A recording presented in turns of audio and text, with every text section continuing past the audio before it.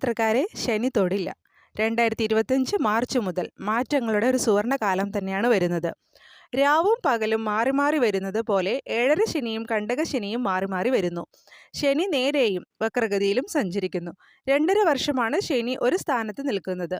ബുധനും ശുക്രനും ശനിയുടെ മിത്രങ്ങളും, വ്യാഴം സമനും, സൂര്യനും ചന്ദ്രനും ശത്രുഗ്രഹങ്ങളുമാണ്.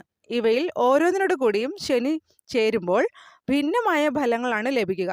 ഏഴര ശനി 7.5 വർഷമാണ്. കണ്ടക ശനി 2.5 വർഷവും. ശനി ദിശ 19 വർഷവുമാണ്. 2025 മാർച്ചിൽ ശനി കുംഭം രാശിയിൽ നിന്ന് മീനം രാശിയിലേക്ക് മാറുന്നു. ഇപ്പോൾ കണ്ടകശനി അനുഭവിക്കുന്ന ദോഷകാലം അതോടെ അവസാനിക്കും. മുന്നിലെ ശനി സ്ഥാനക്കയറ്റവും, 6-ലെ ശനി പലവിധ സാമ്പത്തിക നേട്ടങ്ങളും, 11-ലെ ശനി സർവാഭിഷ്ടങ്ങളും തരുന്നതാണ്.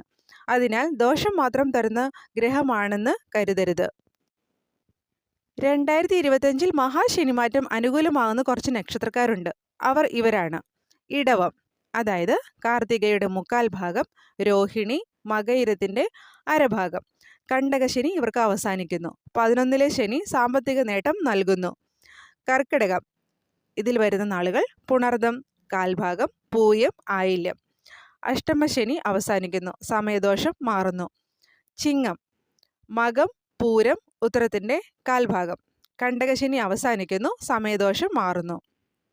തുലാം, ചിത്തിരയുടെ അരഭാഗം, ചോതി, വിശാഖം 1/4.